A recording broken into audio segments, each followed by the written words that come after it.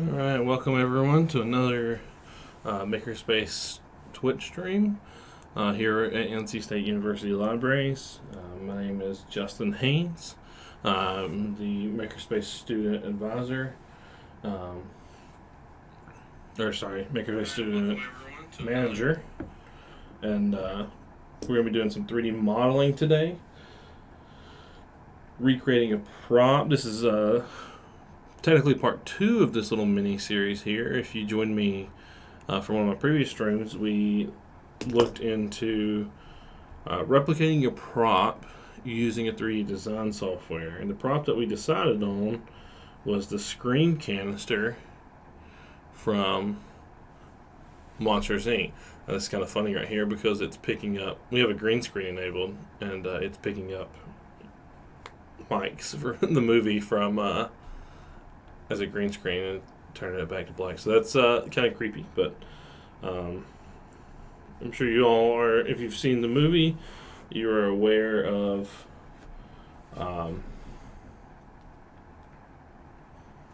the screen canisters. They're probably one of the more popular items from the movie that people are still obsessed over. You can kind of just see on this one page alone, if you Google Monsters Inc. screen canister, you're going to see props, you're going to see water bottles, you're going to see phone chargers, you're going to see everywhere in between. But this is one of those items that I've always wanted to recreate. So, using some photos that we found from the movie itself and from some source material, we can kind of see here what kind of sizes we're working with.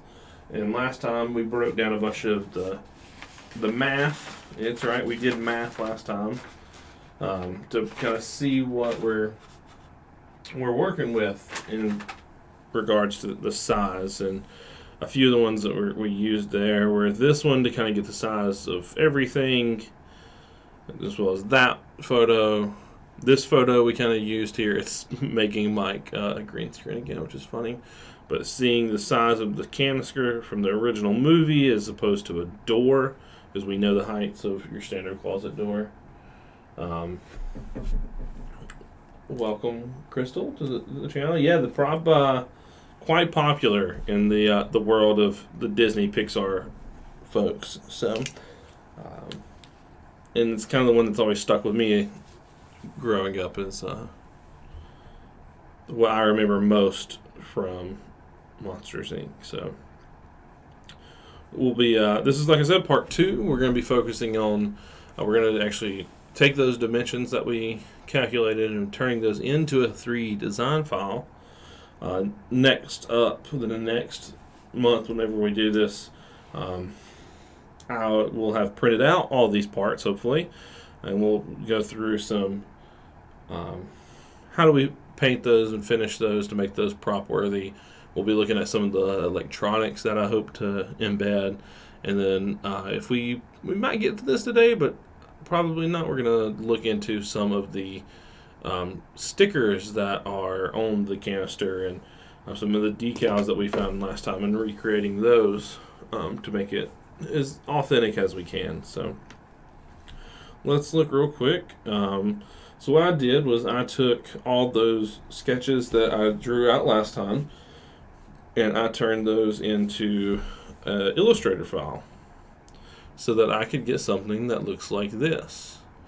And while this is not the most, if you're a technical drawing person, I'm well aware this is not how you dimension things or anything like that. Believe me, I have minor in graphic communication, so I know this is not the best, but this is what I quickly did to make sure that the sketches I have down on paper can show up, and I'll be able to use those efficiently. So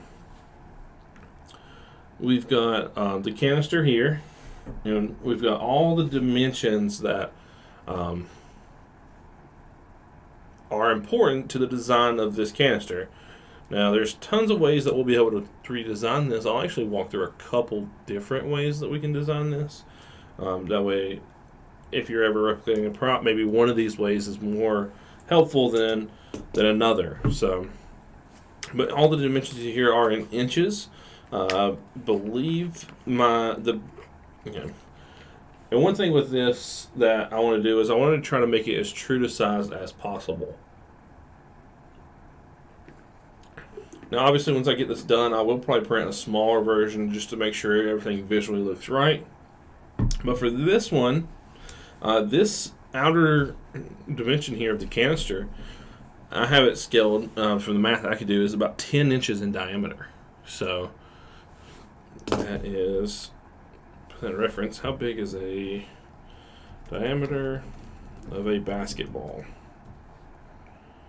So that's a little bit bigger around than your typical basketball. Most people can probably envision that in their head what that diameter is a little bit better than just hearing 10 inches. So imagine you're holding a basketball. That's going to be the diameter of this canister.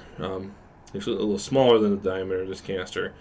And our total height that we have here for the entire canister right now is 31.5 inches. There's a few things on here that I didn't add. There's some little feet standoff. So we're going to be right at 32 inches. And no, we do not have a printer that can print this in one piece. So either part of today or the beginning of next stream will be a little bit of how did I split this up to be able to print on a printer that can only print 11 by 11 by 11 inches. So there'll be some, even when the file's done, it won't be quite done. We'll have to figure out how to slice it up, and I'll be able to show that next time, hopefully, if we don't get to it today. So I have all the relevant dimensions, luckily for me, just so I don't have to keep switching back and forth screens and make you a little motion sick. I have these printed out here on my desk here. So let's go ahead and one thing I will say, I'll be using a mouse throughout this. Ooh, I did not write that dimension down. So having a mouse anytime you're doing any 3D design is, I think, super beneficial. It allows for a little more accuracy rather than a trackpad. I am working on a MacBook today, so there might be a few times when the buttons that I'll use, the command button versus control and other things like that. So just keep that in mind if you're watching this back to replicate your own prop later on using this as some source material. So I've got my side profile view here with the cutout for our screen gauge. And the screen gauge is much more detailed, so we'll try to get into some of that today. But if not, it might be a longer, more in-depth dive. We might just get the basic shape of the canister today. We've got the top view and the bottom view. The top view up there, obviously on the top, has some different dimensions, and you'll kind of see there's actually a piece to that I didn't draw, mostly because it's got some weird geometry to it that I didn't know how to quite draw in here, but I can, in my source photo, I can kind of see it a little bit better, and we'll just kind of we'll make it visually look correct. I'm not sure if the dimensions are quite accurate based off what I was able to gather. So you can make the big one a vase, then you could see the water level inside. You could make this a vase. That would be kind of a funny hollow it out, make it a vase so you can see your water level. Hopefully I'm going to be embedding some electronics and some lights and stuff in here to make it where I'll actually have some, not quite a screen canister, but it will be a canister that I can fill up with one thing. So someone else saying hello, thanks for joining. So we're got our dimensions here. We're going to jump into our 3D design software. And the software that we're using today is Fusion 360, made by Autodesk.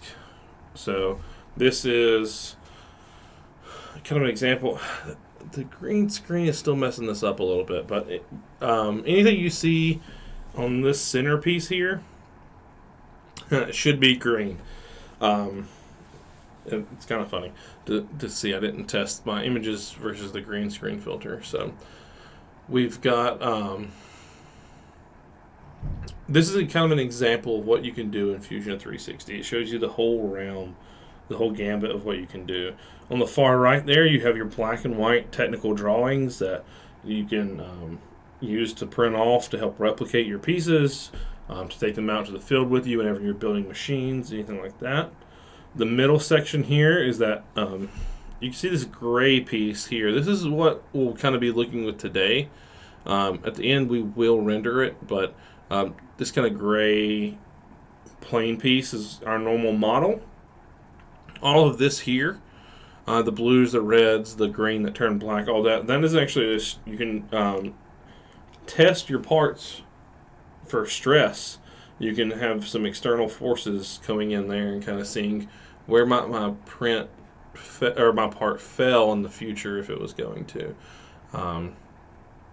For this, we probably won't have to worry about that, just because the nature of this is I'm going to print it and it's going to sit next to my desk for its lifespan. But if you were making actual mechanical pieces, you could add the stress from this spring in here, for example, and it would say that, well, where that spring connects is going to have some stress, and that's what that red coloring is.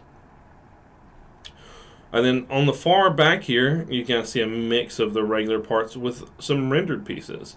So you're able to say what material and what color it is so that you can actually get an image of what you're going to actually see, what it's going to look like in the real world. And we'll try to do that a little bit with ours. I'm not sure if they have the colors and stuff that we need, but we're going to see. Let me see if that helps with a mic issue that I was made aware of. So, all right.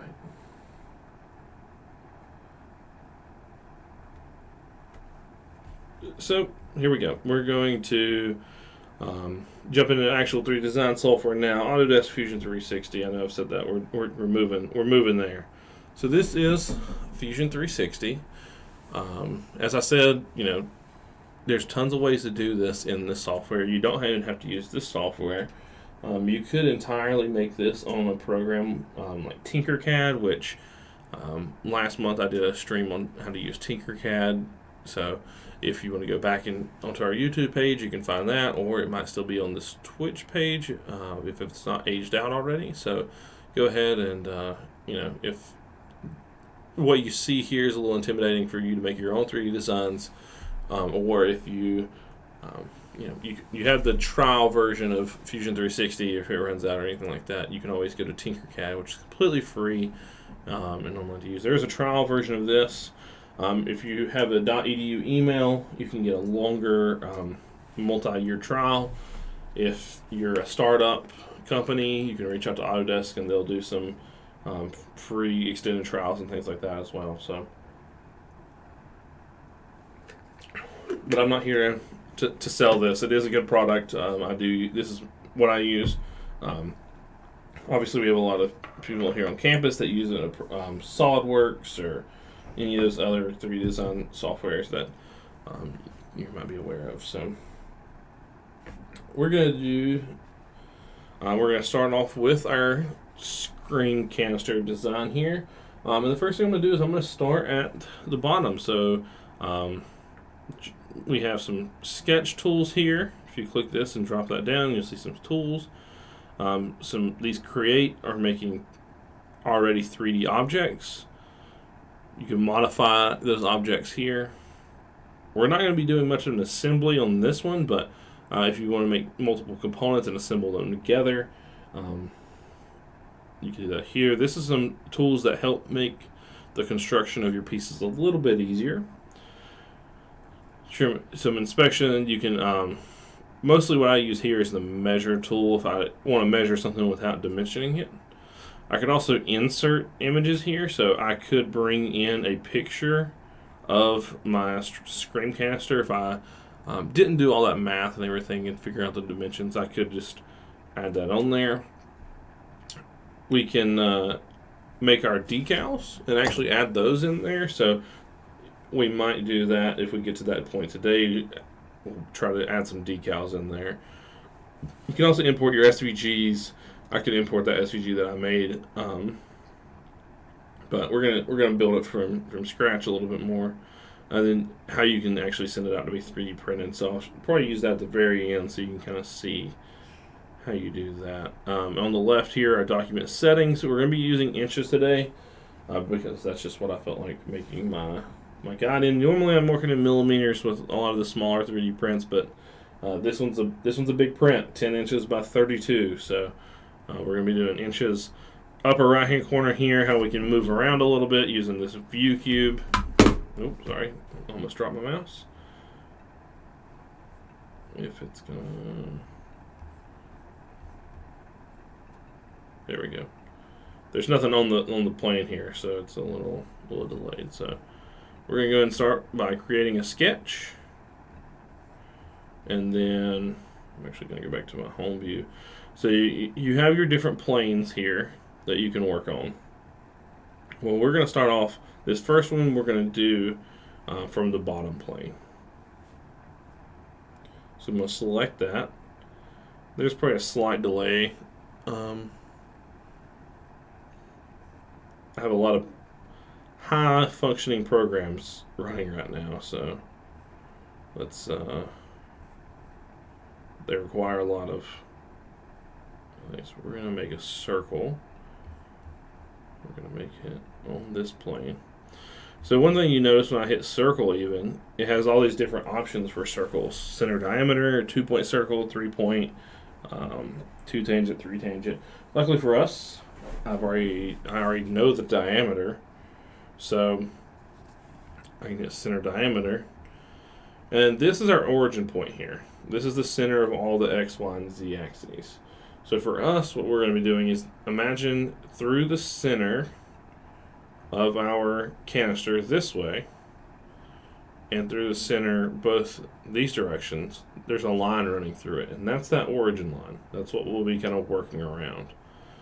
So we're going to start at the very bottom, the most bottom circle that we have. I'm going to hit the center,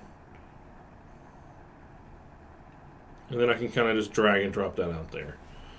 Now, if I come in here, I can dimension that circle, and it has 1.8 inches. If we look at our drawing, and I'm not going to jump back and forth the whole time so that you don't get a little sick, but we know that this dimension here, so this is our outermost dimension, that's 10 inches. We know that this next step down is 9, right? As we have it right there. But on the bottom, if we look at the bottom specifically, we have a 6.6 and then we have a 0.5. The one we're going to be working with right now is at 6.67, so 6.67 inches. Alright, so now we have that circle. We're going to go back to our stop sketch, home view. For some reason that home button's not wanting to work today. There we go. Okay, so we have that bottom plane. Now if I was to come in here and extrude this up, I could click on that profile. I can extrude that up to be, well, extrude plane.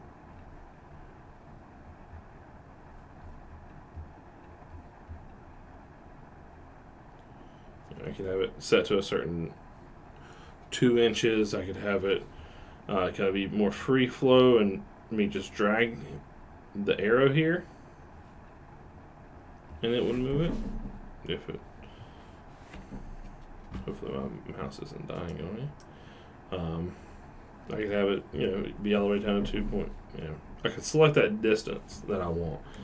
And you can see some things here. The profile.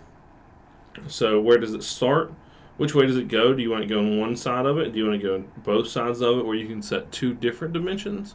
Or do you want it symmetric where you set one dimension and it extrudes both of those? So if I wanted, for example, a this isn't what I want, but if I wanted a 2-inch disc, I could have one side with the 2. I could do a 2 side with a 1.5 and a 0.5. And that's going to give me a 2-inch disc. Or I could do a symmetric and do a 1, and it would be a 2-inch disc. Most of the time, I almost always use one side just because it's a little bit easier for me to work with. And you can actually taper it as well. So if we had a 45-degree taper, okay.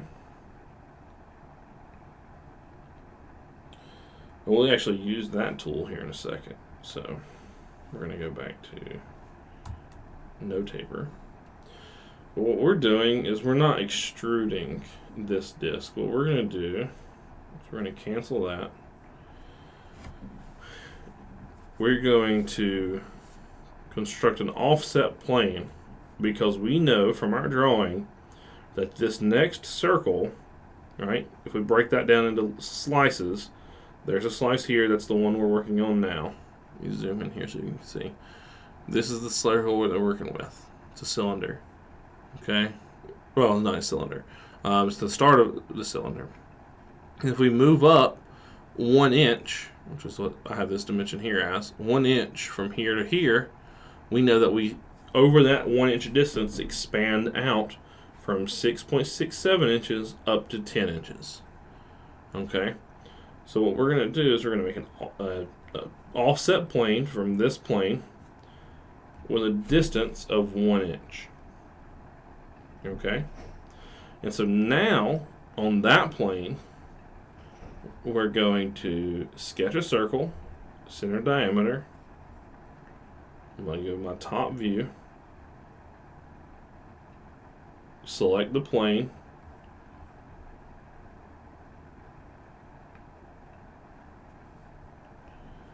we're going to dimension it, which I'm using the D key to quickly dimension things. Let me go back to. So if we go look at the front, we see our first circle here, and we have our next circle here, which is on that plane. So now, under Create, there's an object called Loft. What's great about this program as well is, I don't know if you're able to see this very well, if you hover over any of these options, it's going to actually give a really detailed kind of image of what it's going to do. So it makes a transitional shape between 2 or more sketch profiles or planar faces. So if you have your things in line with each other, you can quickly use the Loft tool to select your 2 surfaces, which I might have to, and it's going to join those 2 surfaces with now a solid object. Now you can do this with more complex shapes if you create a center line or some rails and have it follow it. If you wanted a piece of like tubing that is a particular shape or bend but needs to change shapes along the way, for example, weirdly specific example, you can do it that way.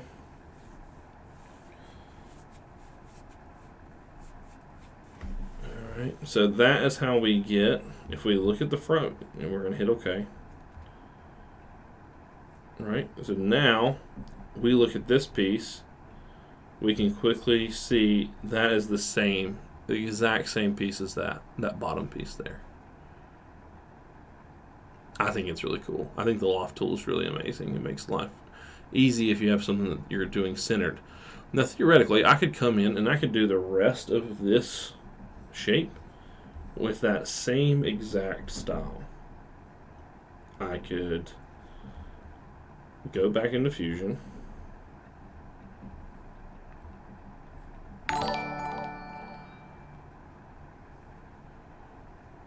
I could create an offset plane. For some reason, there we go. My view is not.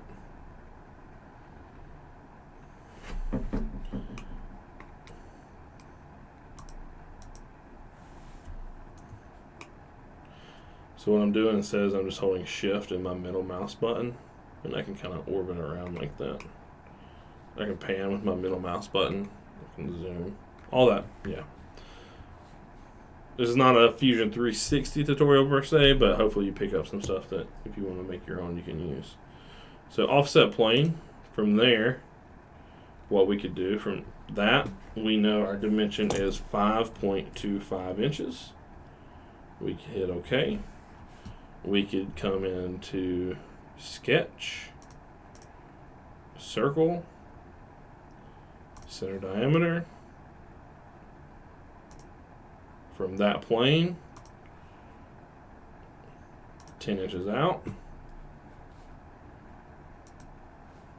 Stop sketch. Create. Loft. That plane to that plane. We're going to join them. And so now we have the bottom base of our screen canister. Right? Let's see if I can do some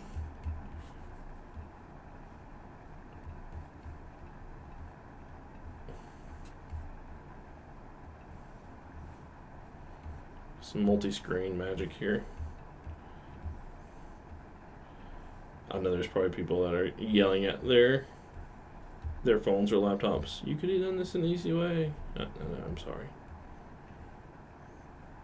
I'm usually working on multiple monitors, so I can't.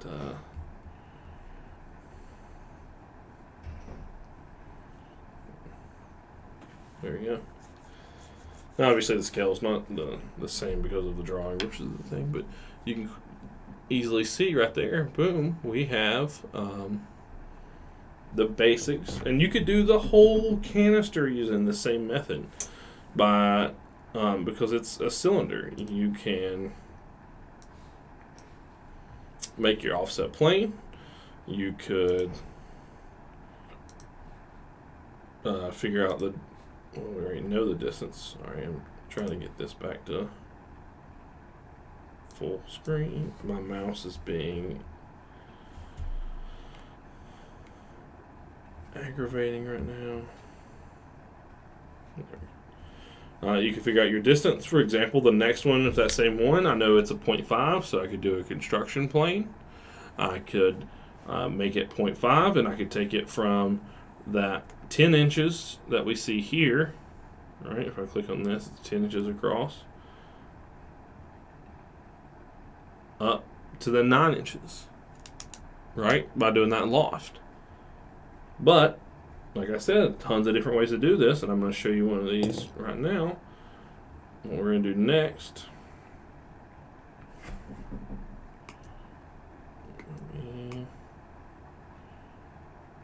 alright, so what we're going to do now is we're going to sketch. We're going to hit a circle. You don't have to sketch on the plane. You can actually sketch on the object itself. You can select that face and sketch there, but you always do have to make a sketch so that you can make an object from it, because if you go back and change that sketch, it'll actually update your everything else you did in real time. So for example, if I did this whole project and then realized, oh, this is actually supposed to be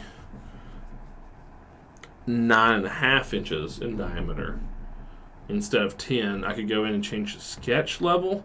It would automatically change any extrusion that I've done, which is pretty helpful.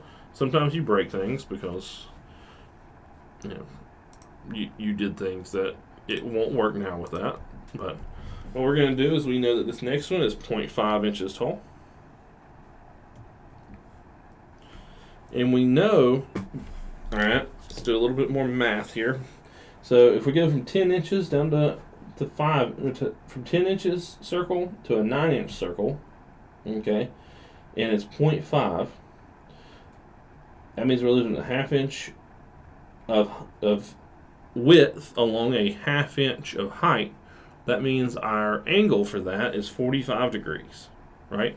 We're losing a 1/2 inch this way as we go a 1/2 inch this way, right? So we know that this will just be a 45 degree, a negative 45 degree taper.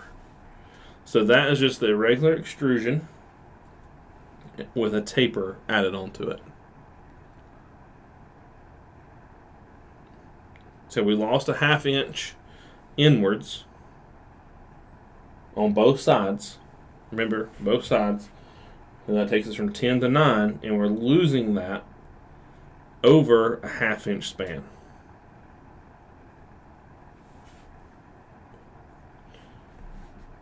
And then join. And there we go. We have our bottom portion of our design.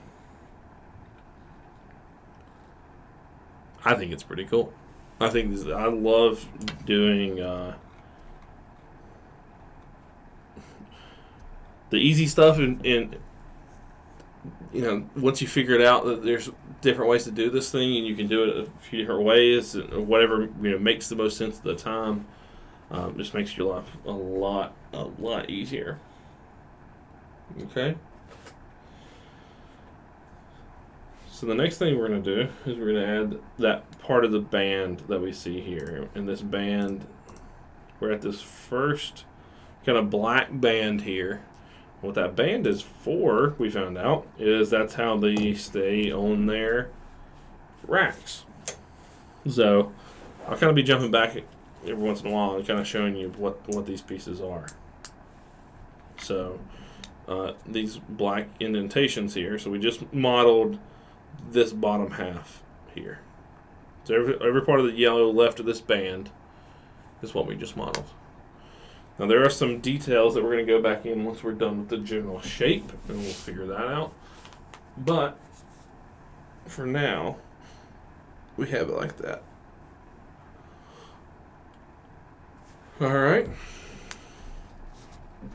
So we're going to jump back over. We're going to go to Fusion. We're going to do this band. And I'm going to do the band the same way. Right. We're going to do this part the same way we did. So select sketch, circle, the 2-point diameter. It's auto selecting that 9 because that's where I'm going to, and it's clicking on that saying that is where that's at, and that edge must lie on that circle. We're going to extrude, and we know that this right here is 1.25 inches. Okay. No taper. One side. Join. Okay. Sketch. Circle. Center diameter. Now we're doing the inverse of what we did earlier. Alright. Stop sketch. E keys for extrude. We're going to extrude this up 0.5 inches. And we're going to taper it 45 degrees. Join. And just like that, we have the bottom half. And honestly, what I'm thinking of already is this will probably be one piece of the 3D print. What you're looking at on your screen right here will try to be printed at one time. There are some details that we'll add in there. So theoretically, I could stop here, do the other little details that need to be done on this print, and then do this as one file and do the next piece together. But we're going to do the whole thing, and then at the end, hopefully, I'll be able to show you, a way to slice that up. Okay. How tall would this piece be? So, if I was to measure from this edge to this edge, this has a distance of 8.5 inches.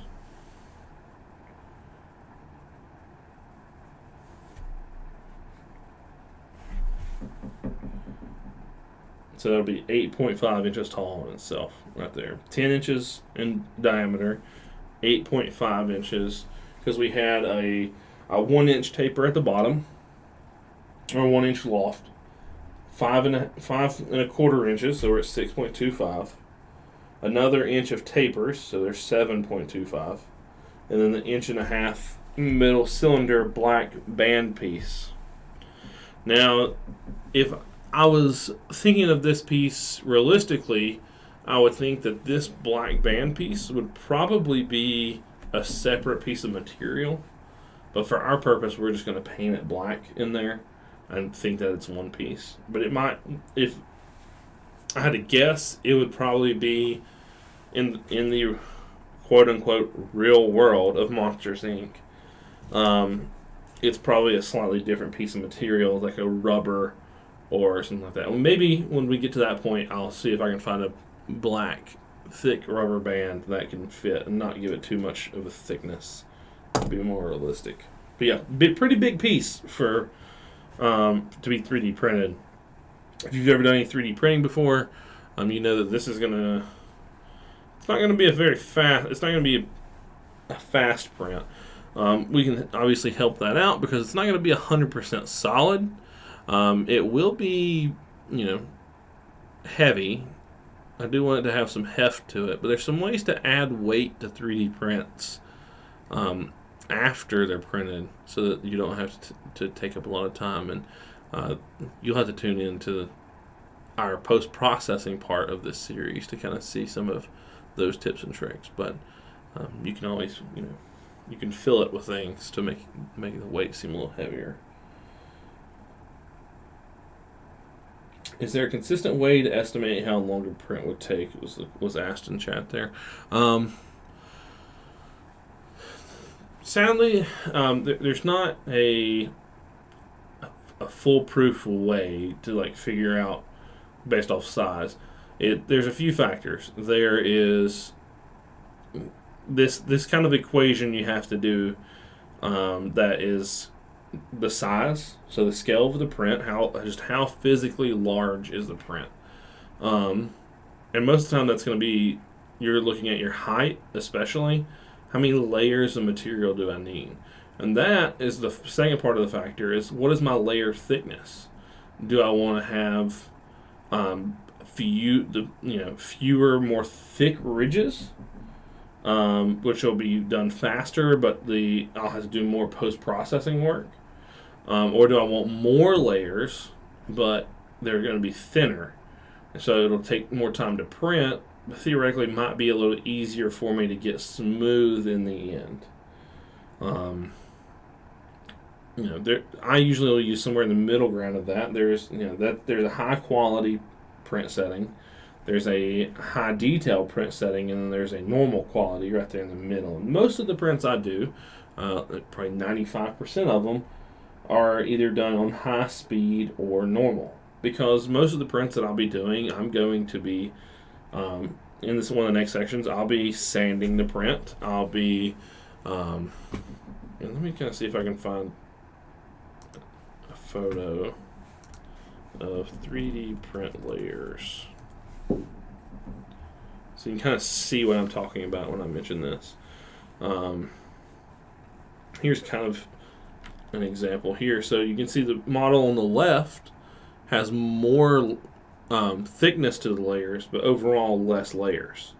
And the model on the right has more layers of a thinner piece, and it has a much more consistent curve, right? You can kind of see the step down effect that happens here versus here. Now, let's see if we have an example. Here you go. This is kind of a good example of what we're talking about here.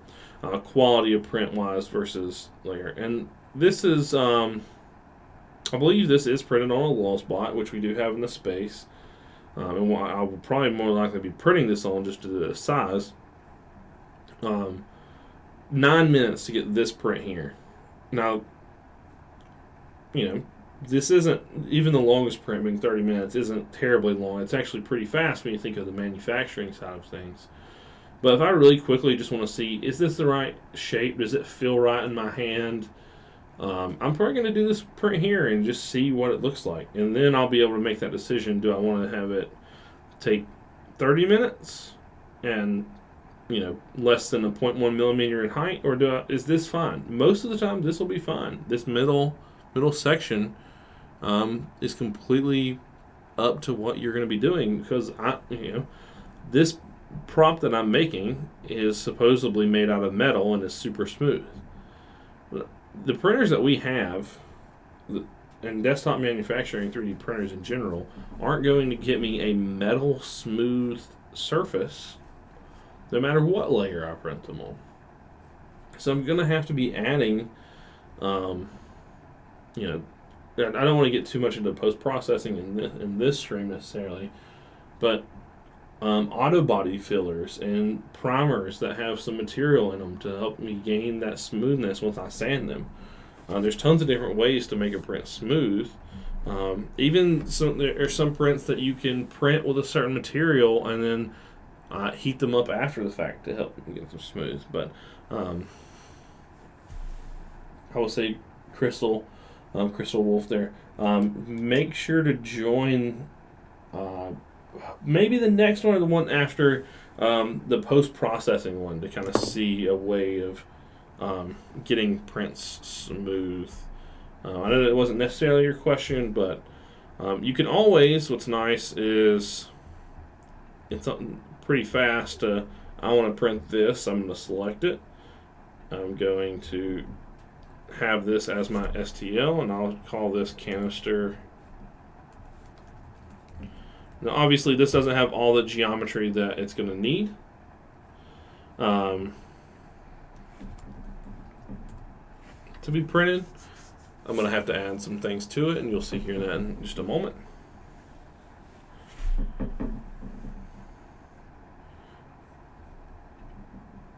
It's also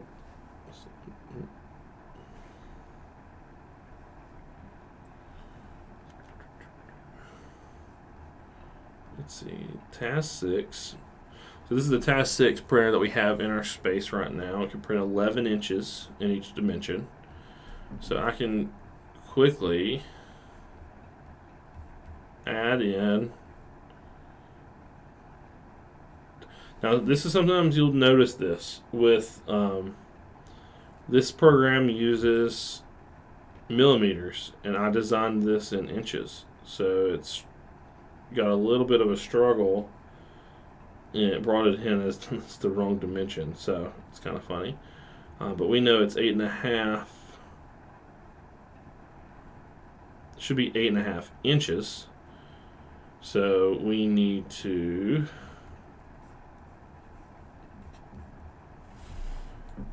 inches to millimeters, or we know it's 10 inches wide, 254. I could have done that math. It's 1 o'clock. I've not had lunch yet. It's we're gonna 254 millimeters. We don't need support for this. Sorry. Make this bigger. So as is, on high speed, this size of a print would take 3 days, 18 hours to print. That is very long. So there's some way, and that's on high speed. That's 0.3 layer height. If we looked at our layer view, right, 568 layers. If we look at our inside, we can see our infill, and we've got a square infill of 20%. And there's some ways I can get around this. I can drop this infill down.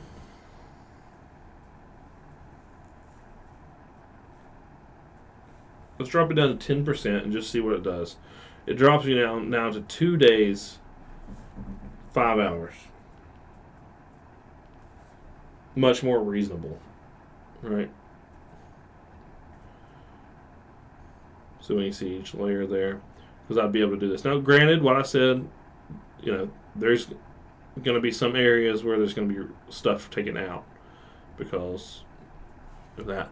Another option to make this, if I wanted to make this, print faster, is I could go into Fusion.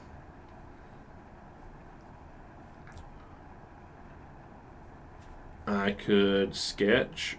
Let's create a sketch on this face. That is a circle. Let's say it's 5 inches. We're going to stop that sketch. Why do you need the infill for this particular print? So infill, you're going to need some infill period to hold your piece together. If you don't have any infill and it's just the outer part, it's going to be very flimsy. It'd be just super thin plastic. It wouldn't hold up to any stresses. And theoretically, I do want this to be somewhat stable. I want it to have some weight.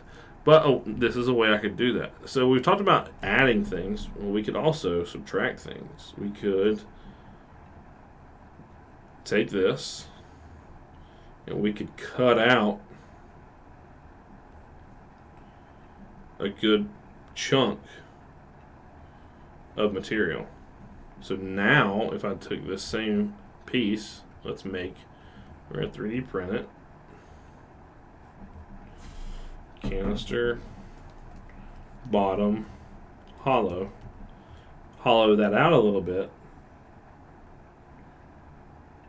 Now if I bring that in there, the same exact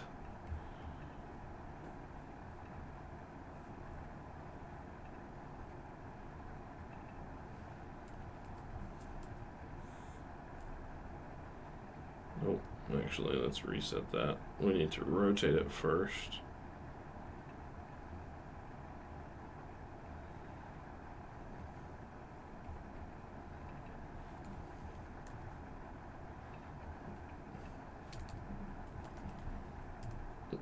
Now if we look at the same print hollowed out a little bit, same settings, 10%, high speed, it takes me down to 2 days. It reduces 9 hours of print time, but it reduces the amount of material I need as well.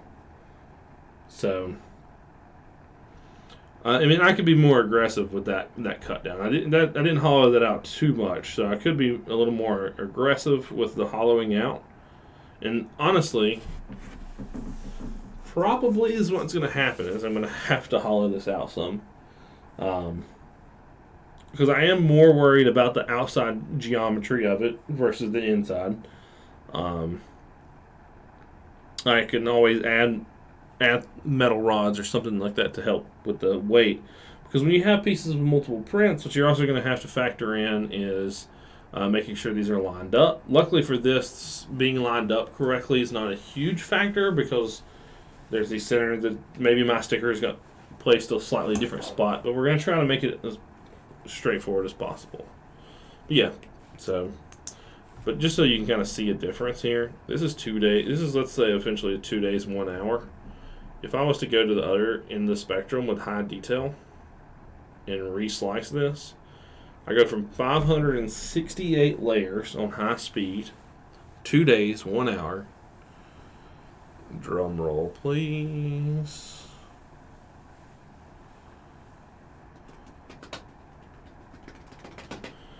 We now are at 4 days, 5 hours, and 1,200 layers to go from high speed to high detail.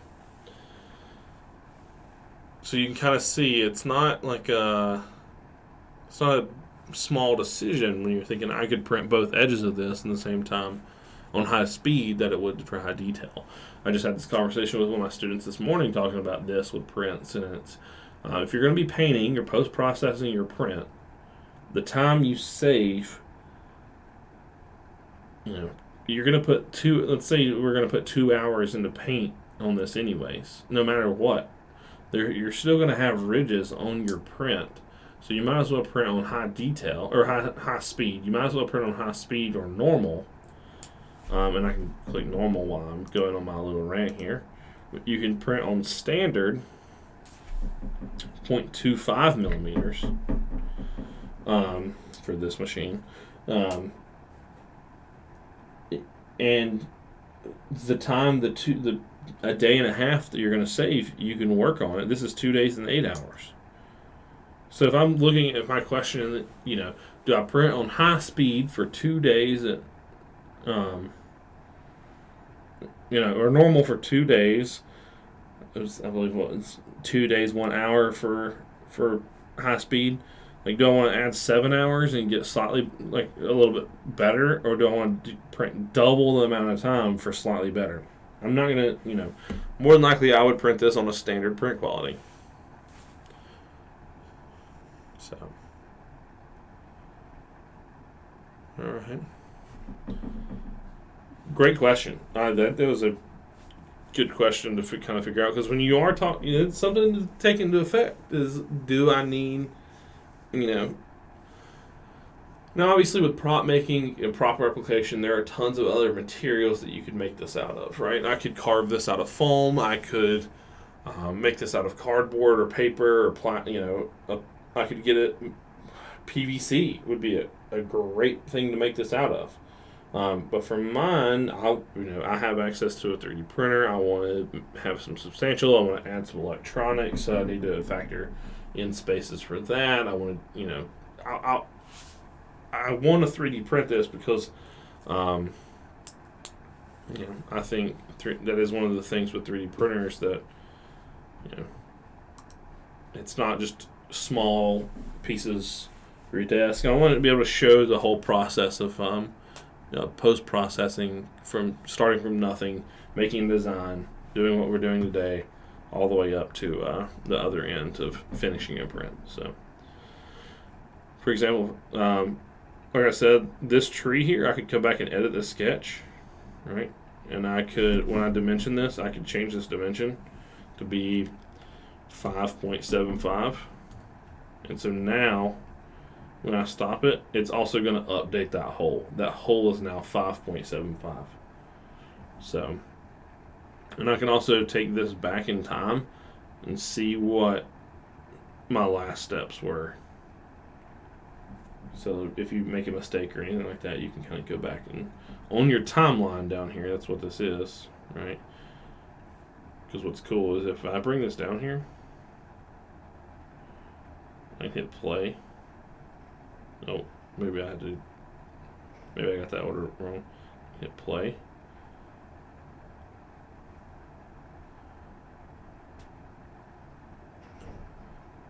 It'll show me it'll show me exactly the steps I did, which is kind of cool. There's our thumbnail there for this stream. But you can easily just go back, delete something. This feature is referenced by other feature, so it's basically telling me that this right here is not going to work now because of that. So I'm going to delete both of those. Is Autodesk a free software or a subscription? So Autodesk owns Fusion 360. That's what this is. There is a free trial period for Fusion 360. I want to say it's maybe 30 days. There are, education discounts and things like that for it as well. Fusion 360.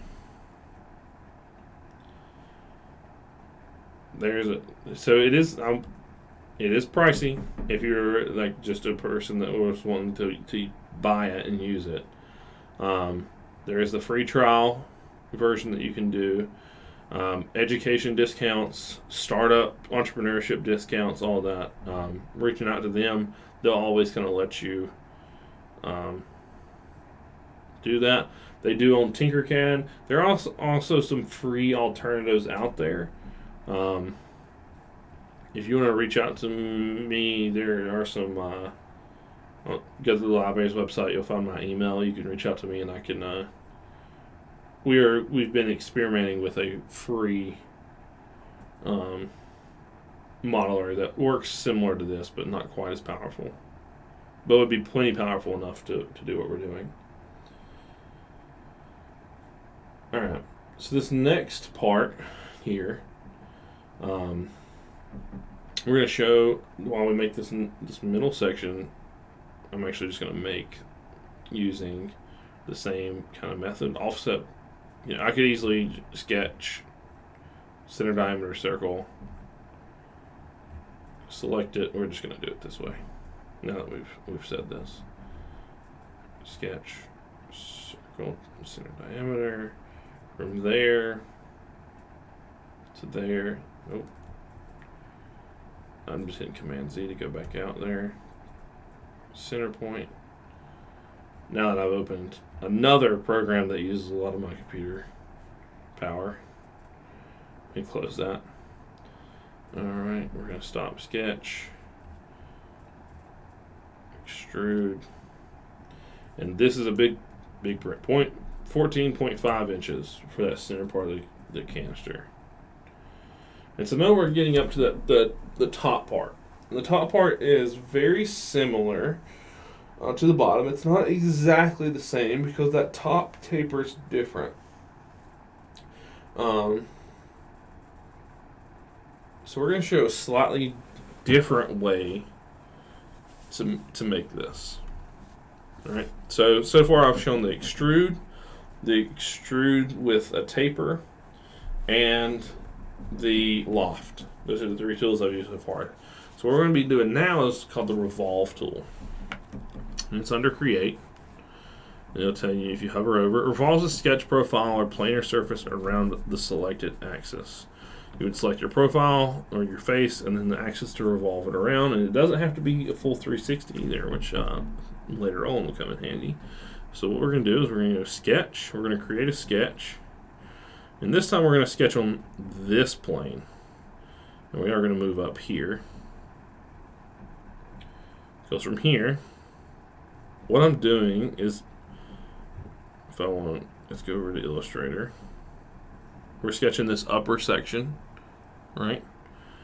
But what I really am sketching, let's find the center point here, is I'm going to sketch basically this face here. Okay? So we're going to go here. We're going to sketch a line here.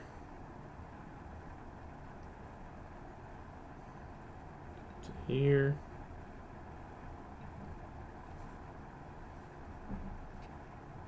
Oh, okay.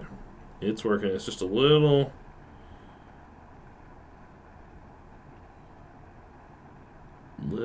bit slower. I'm going to stop that sketch. I'm going to delete that sketch and redo it. Yeah, my CPU is doing all this off a laptop running the browser,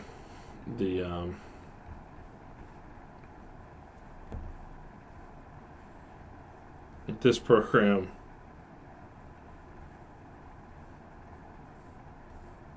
Illustrator, Cura, all those.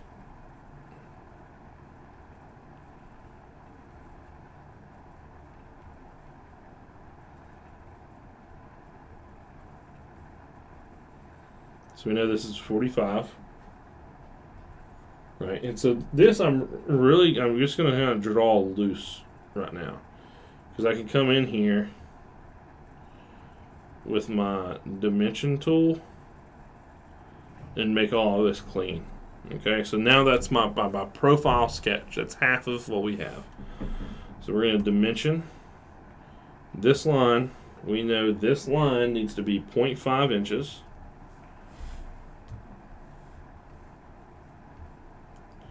And we know that that angle needs to be 45 degrees. Right? We now know that this line here needs only to be 1.25. That's going to drop that down. We're going to measure this line here from point to point. That's also going to be 0.5 inches.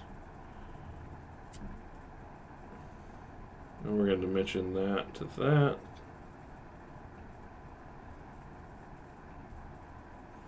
that complementary angle would be 135. Since it's already sketched, it already kind of snapped to that. So if I added this dimension, it would over constrain it. And what that means is it basically locks it up where nothing else could change. We don't want to do that. So that would be fine. This dimension here we know to be 5.25. We know that this line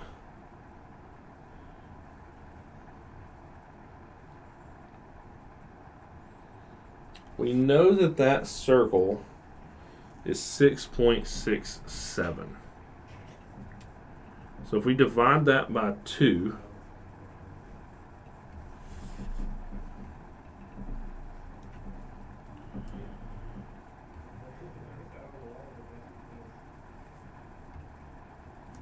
$3.335.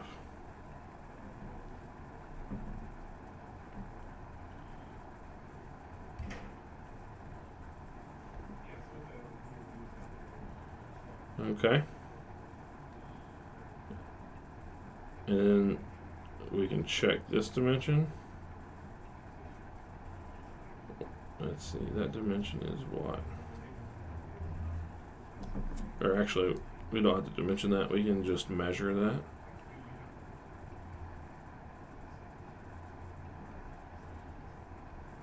No, it's not going to let me, is it?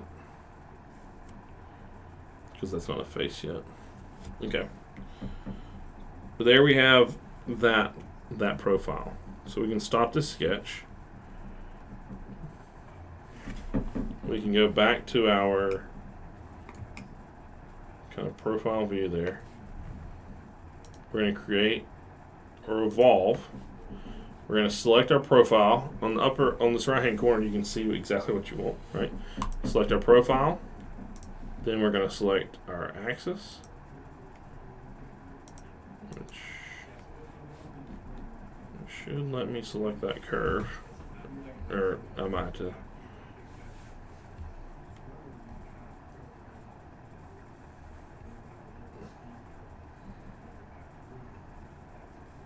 There we go. I have to select the axis down there. Angle to full. So obviously a 360 angle and a full would be the same thing. If I only wanted half of this for whatever reason, right?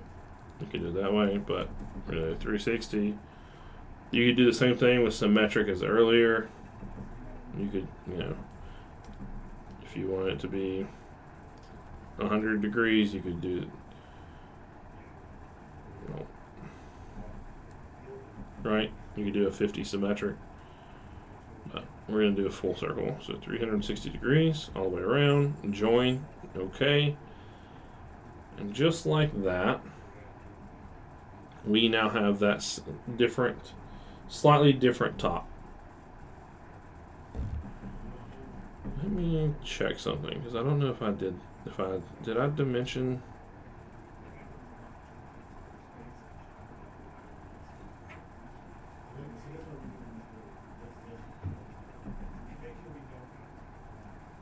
Let me check something real quick. I just want to make sure that this dimension is correct.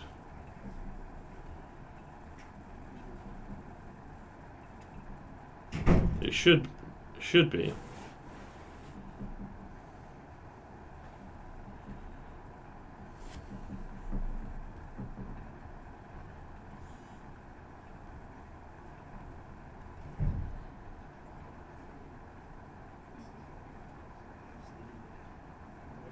So, hold on one second.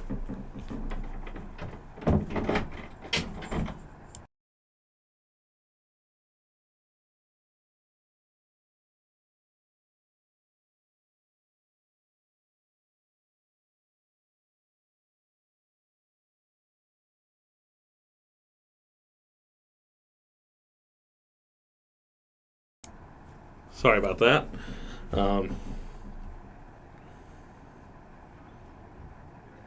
Distance 2.35, precision, we want to do.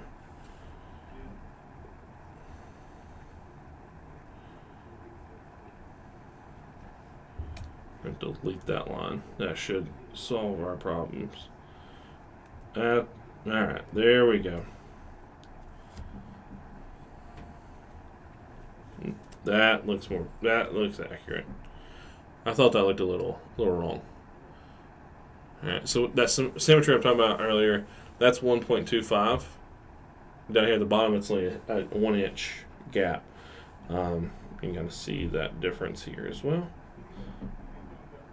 And the reason for that is because there's a handle up here. Alright, so now what we need is we're going to add in a few of the detail pieces, right? Because we've done all of the major stuff. This, I could print this out and throw a bunch of stickers on it and paint it, and it would look just like the Scream canister. But again, we want to make it as realistic as possible. With the last little bit we have here, a stream on the bottom. So you can use your view cube, or you can.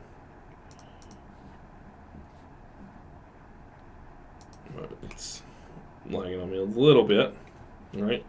On the bottom, we know that there's a profile down here, so we're going to create sketch on this profile. We're going to do a circle, and that circle for this profile on the bottom is stop sketch. Let's edit the sketch. We're going to dimension it. That's 5 inches. Okay, that's based off some of that research we did. We know that that's approximately 5 inches. Okay, we're going to stop the sketch here. We're going to extrude that, but instead of joining, we're going to take that and cut in. Okay. Now it doesn't go all the way through. It doesn't go the full 6.5. It goes, from what we can tell, this is one of the harder dimensions to see, is it goes about 3 inches in, from what I can see. Right? It goes in like that. Okay. Because there's a valve down here that we see in some of our source material. Okay. So that valve in there, we'll add that. So we're going to sketch, circle,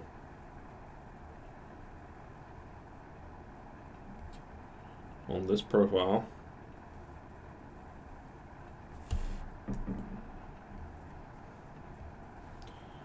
And from what I can gather, it's about a 2.5 diameter valve. And on the inside is another circle. Now I can sketch another circle, or what I can do here is I can go under sketch, offset. I'm going to offset this curve, or this circle, by -0.25. And that takes me to a 2-inch opening there. Right, so now that I have that sketch, right, I can pull this out, extrude, and that comes up about 1/2 inch from what I can see. And now that you're at this view, you can't see much, but whenever we rotate, you can kind of see that geometry starting to build in there. I think there's a way for us to, maybe I'm wrong. So that is the valve that screws. There's a cap that screws into that valve, from what I can see from my geometry, right? Or my source material, not my geometry. Now for this, we could go in here and we're going to modify. Let me see if I can figure it. And we're going to add threads to this face. Now these threads, you can kind of tell what threads to use. If you were actually using regular parts, you can change it to different threads. I'll go ahead and say that the threads that we use here.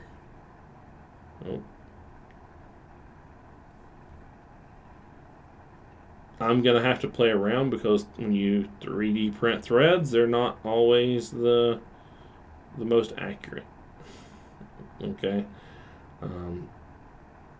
Like that, for example.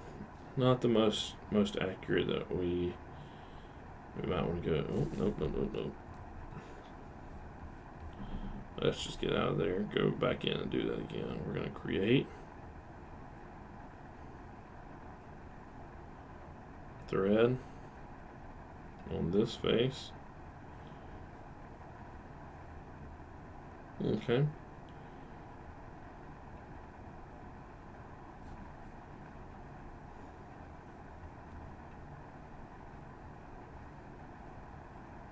Hit OK. And so now we have that threads in there. Whenever, like I said, I'm going to have to play around with those threads and see what's actually being able to print. So what I'll do when I test that is I'll actually just come in and print this one component here until I get my threads to match up. Because the worst case scenario, I'd hate to print that 2-day long print and then realize my threads don't work. Right? And obviously I could fake it and not put that cap. Or I could just make that solid and have my cap, and that would be it. I would know it. It would haunt me, and I would eventually just redo it this way. If I was making 20 of these for, a photo shoot or something like that where I needed a bunch, sure, I would just fake it, but this is my hero prop. This is the one that's going to be handled and seen, and hopefully be a talking piece for people that when they walk by. So I want it to function. I want it to be right. Therefore, I'm going to do it with threads, and I'm going to pull my hair out because 3D printing threads are very difficult. And I might have to make this hole even deeper so that I can get more threads so that I can actually kind of really test it.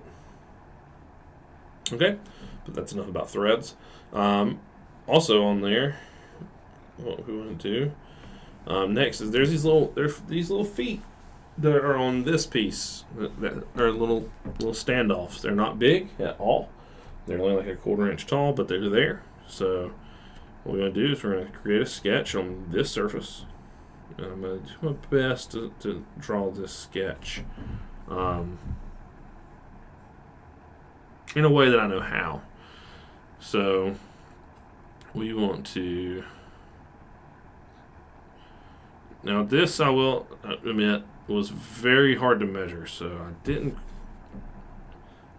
quite measure all of that stuff exactly. I won't tell anyone if you don't, right? So we make that circle. Now we're going to offset that circle just so we can get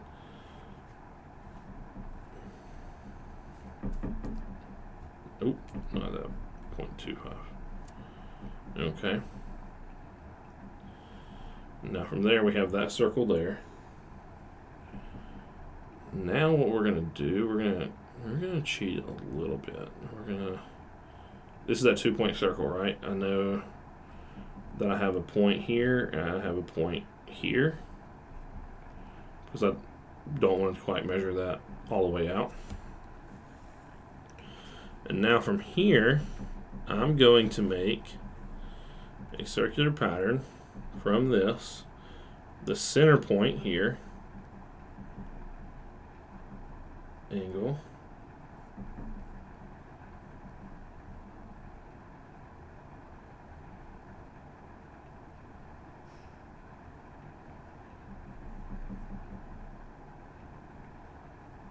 Why is it not?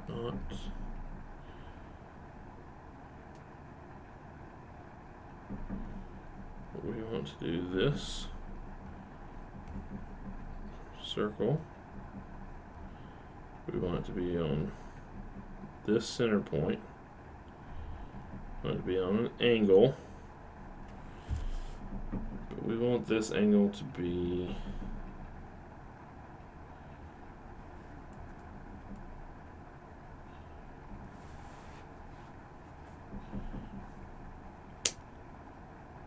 let's do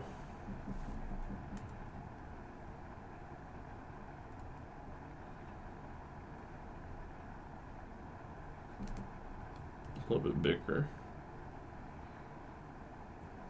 Okay. I want it to be symmetric. 40.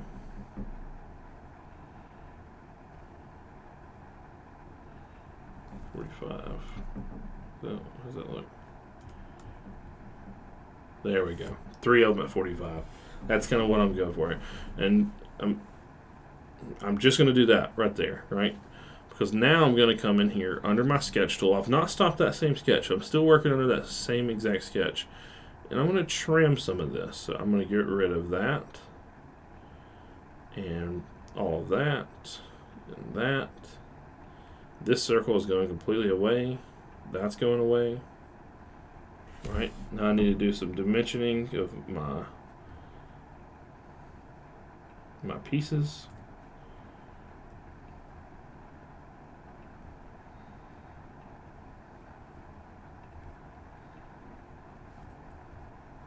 That dimension doesn't actually matter. But and so now I have that little standoff, right? There's 3 of those on this. So I can, there's a few ways to do this. I can stop the sketch. We're going to extrude this out, 0.25.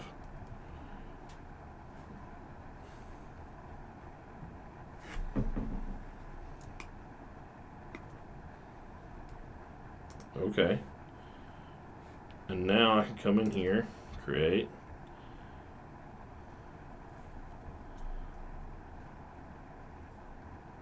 Where did that go? Maybe I have to have this selected. Pattern. Circular pattern.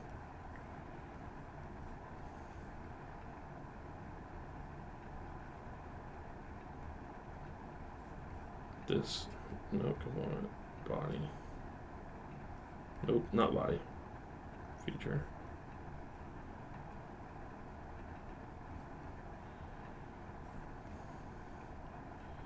The axis, is this axis? Is that axis?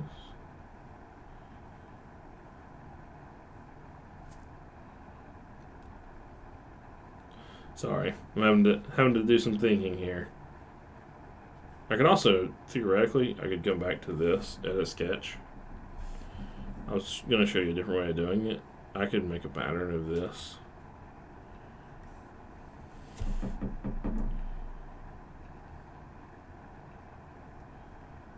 Have my center point.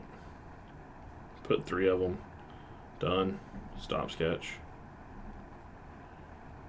I can delete this.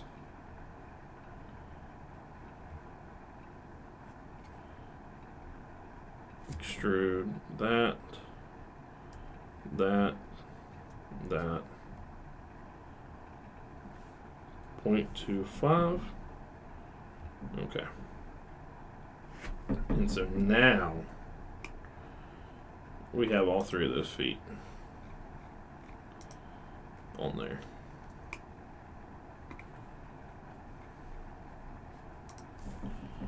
So those are the little feet that it actually stands on. We have our bottom detail. All right, we have our valve with the threads. We have our feet. Right. Now, there's one thing in the photos.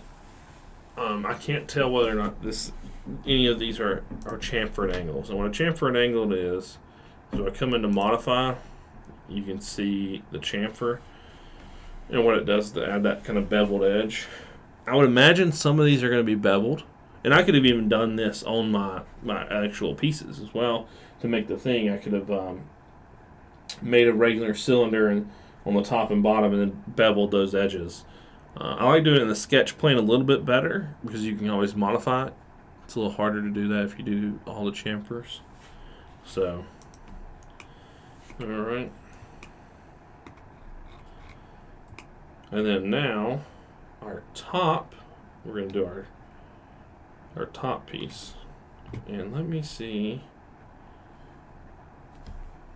I have to reference my drawing that I did for this one. So it does go down below.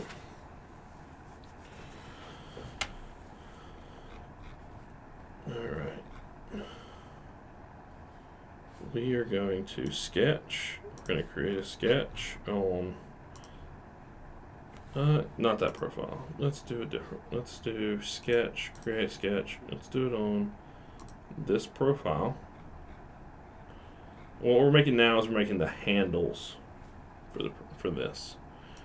So we're going to make, from what it looks like to me, it's a rectangle.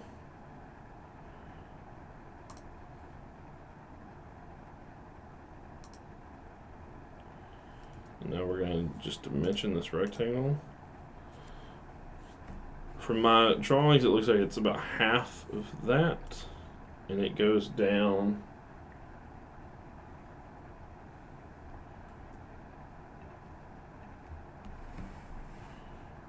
Let me show you what I'm talking about. I'm talking about the handle. Is the thing you just can't see on either of these photos.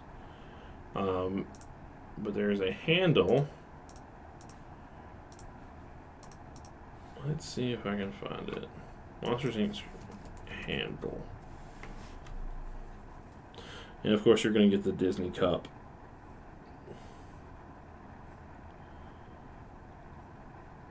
Someone else's that they've made.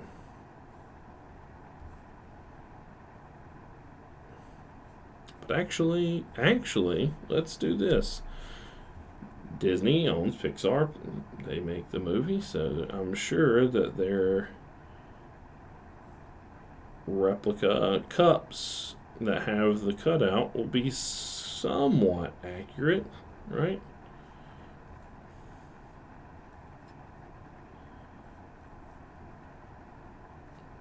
From Disney.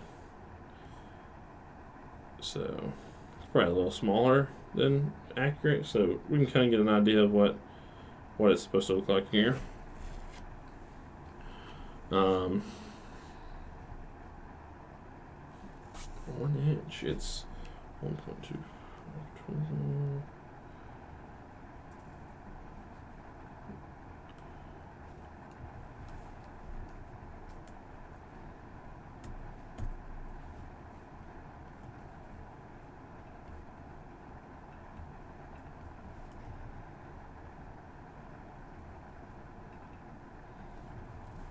So center it a little bit, just doing some dimensioning that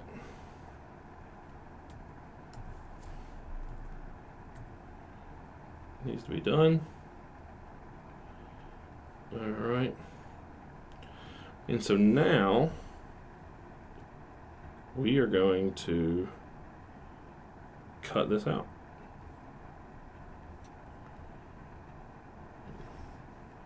This is where we're going to do some metric. Now I could type in a distance and cut through, right? You say 5, and it's going to cut through everything. I could also, instead of I could do some metric. Instead of distance, I could do all. I could cut through all, but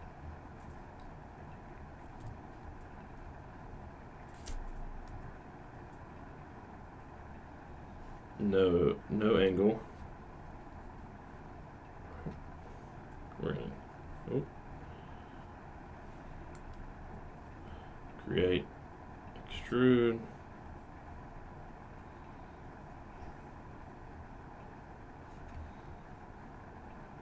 Why is it being difficult with me right now? Create, extrude.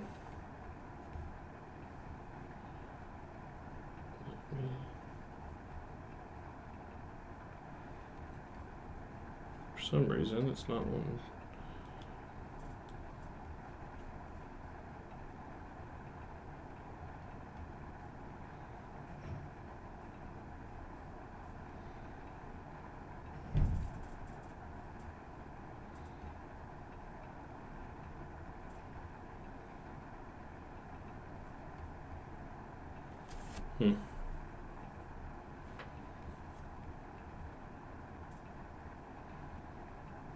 Interesting. For some reason. We're going to stop that sketch. We're going to extrude, cut. No, don't want that one.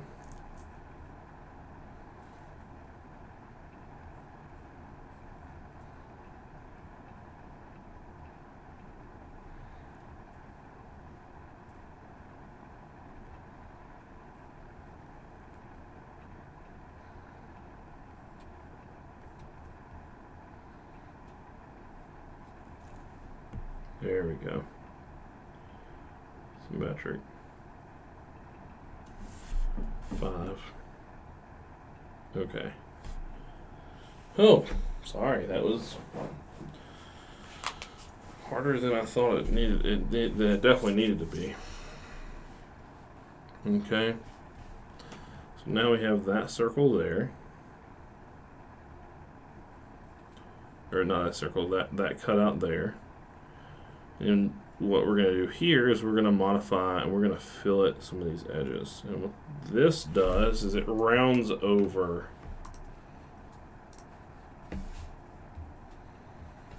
these edges here. Because from the photos that we see, they are not sharp edges like this. They're rounded. We're going to come back to that though, because before I do that, I want to see the circle cut through as well that we need.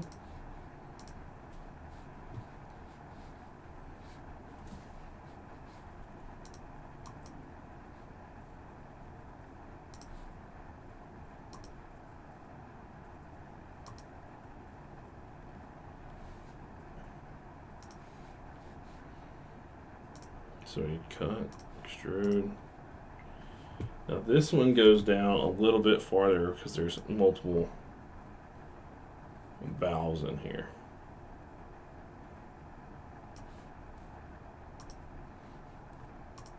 So it goes down farther than that. Okay. So what we're going to do now is we're going to modify. Oh, sorry. That wasn't farther. That was what the other one was. It needs to go down at least, I believe, 3 inches. That looks a little bit right. That looks better. All right, modify. We're going to select each of these. And I'm holding shift as I select, just so we can select all of them. We're going to do all the bottom ones first.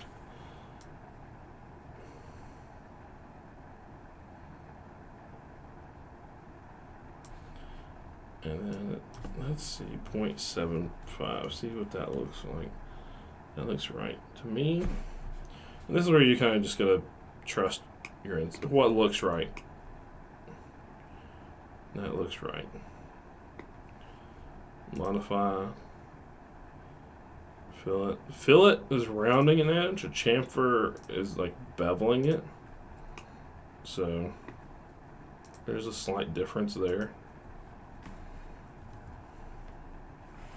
the top is obviously smaller, so we're going to go 0.25. What does 0.5 look like? That looks right.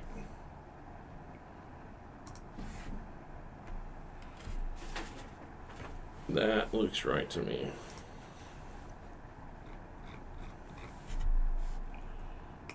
Perfect.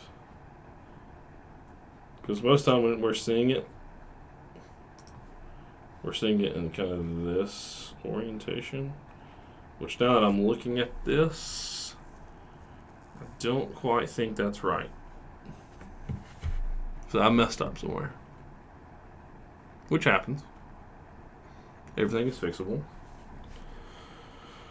So let's see, where did I mess up? That would probably be that square cut through, I'm guessing.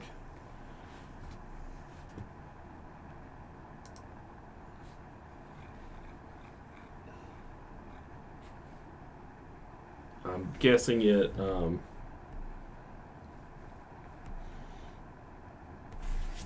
yeah, that's where I messed up.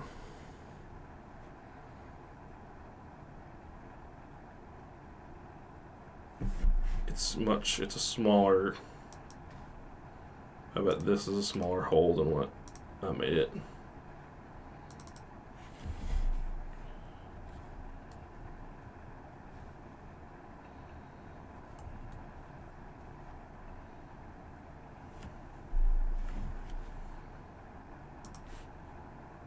That's closer.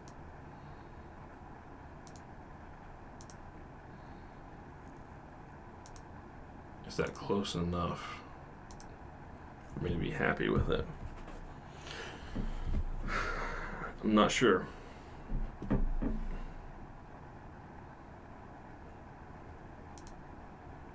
Let's try one last attempt here to see if we can make it right. Let's go 3.5 inches. 3.5.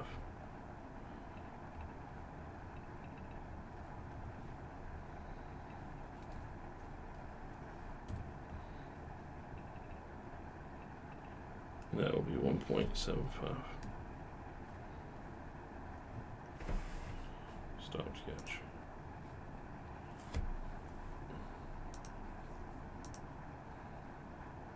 That seems about right to me. I mean, obviously, it's not perfect, but like, it's pretty close. I'm curious if I can adjust this angle at all. I'll have to play around with this and see. For today, I'm going to leave it like that.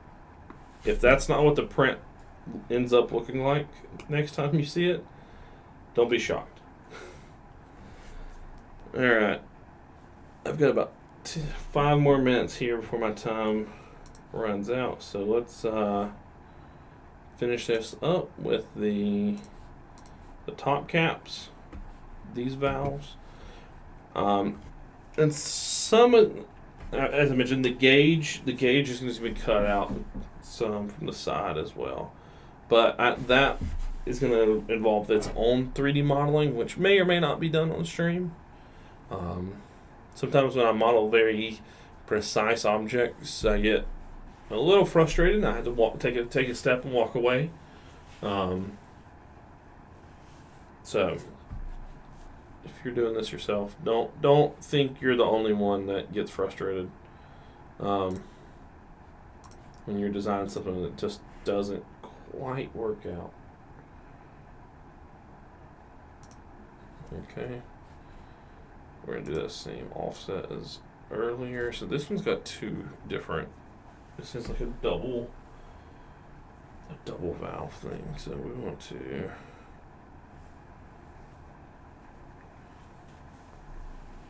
offset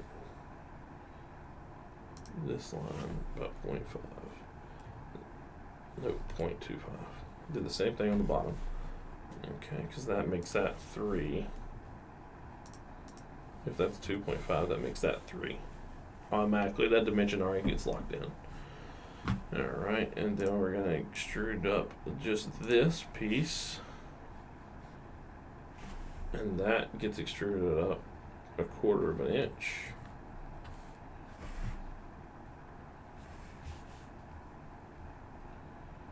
Okay. So you see that geometry starting to unfold in there. Okay. Now there's another cap piece that goes inside there that is more of a valve. And let's see here. How do I want to do that?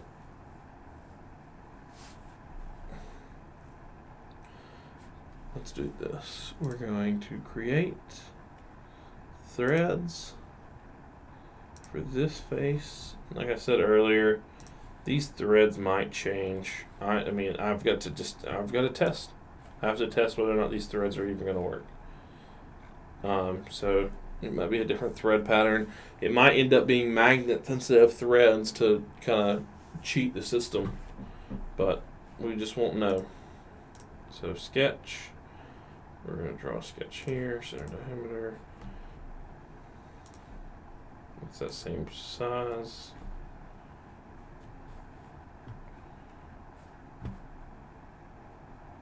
Create, extrude. From that, it goes up about 2, no, not that tall. 1.5 inches. Yeah, because you can barely see the top of it through the hand, or you can't see the top of it through the handle. It's got a fillet along this edge. Yep, just like that. Sometimes when you start getting the gritty of like designing something or recreating something, you can kind of guess like, well, they used a 0.25 fillet earlier. They might have used it again, and then sure enough, on this one, they did. And now we're getting really into the weeds of this prop, because I know this prop has a secondary little wall piece here that goes down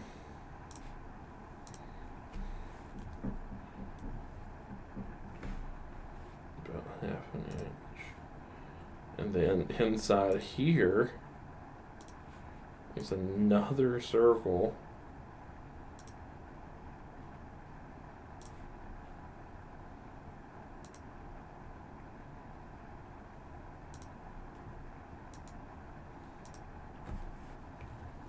that is like a little barb that sticks up. And that, from seeing it, I know has a chamfer on it. But not that big of a chamfer.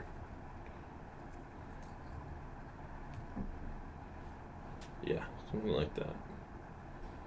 Maybe not even that much. Yeah, there we go. 1/16 of an inch. All right.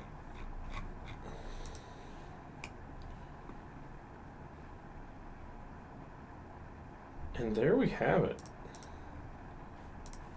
That is our outline of a screen canister from Monsters, Inc.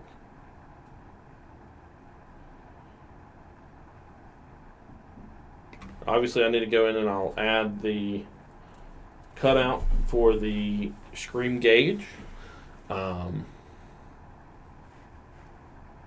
It'll probably have some electronics embedded into it. We'll use some makerspace stuff. We're going to try to maybe have the next stream for this be in the makerspace, so you'll actually see some more tools and we can kind of do some on-the-fly building of things that we need to make. I did say I was going to render this, didn't I? Let me see if I can. Where is that? Modify appearance.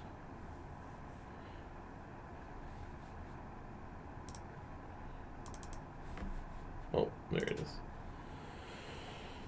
It's going to be metal.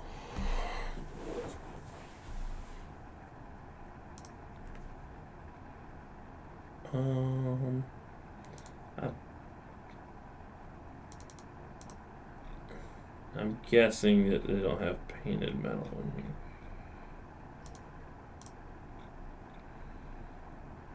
Paint. Glossy.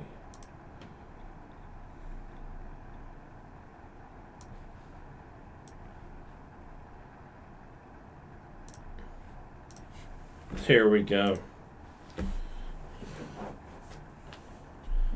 And there we have it.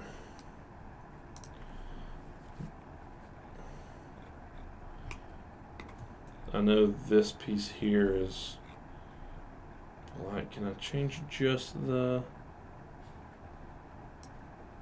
Let me see if I can change just the face of a few of these.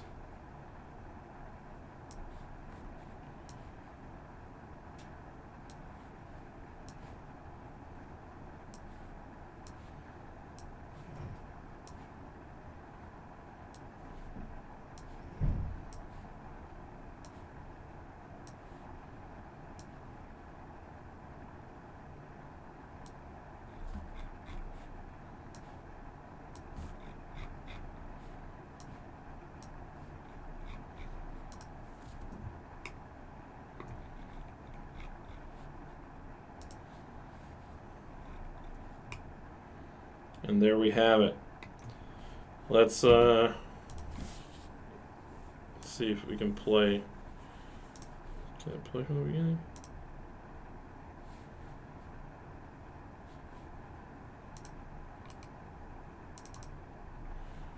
Oh, maybe that's not going to play because I have an issue with a piece.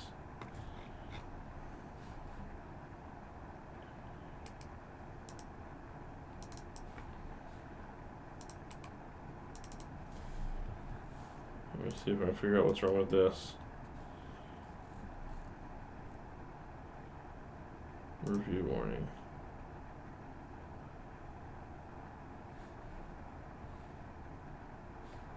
Oh.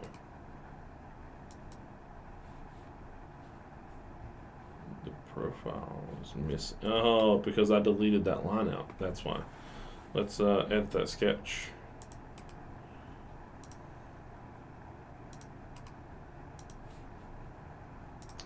None of y'all were gonna alert me to the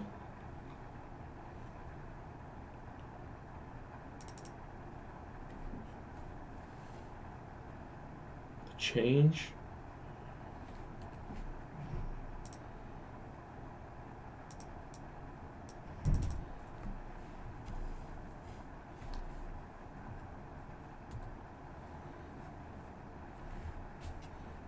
Did that work?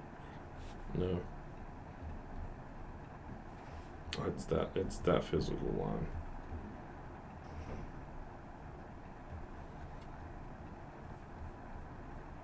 There we go. Home view. Boom.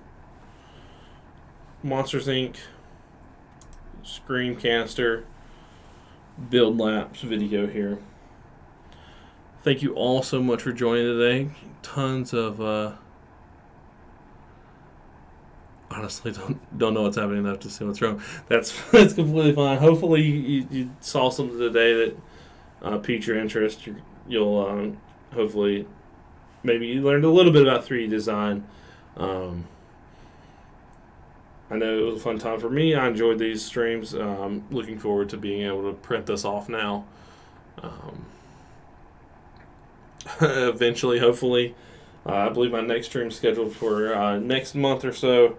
It'll probably take me that long to get all these pieces printed.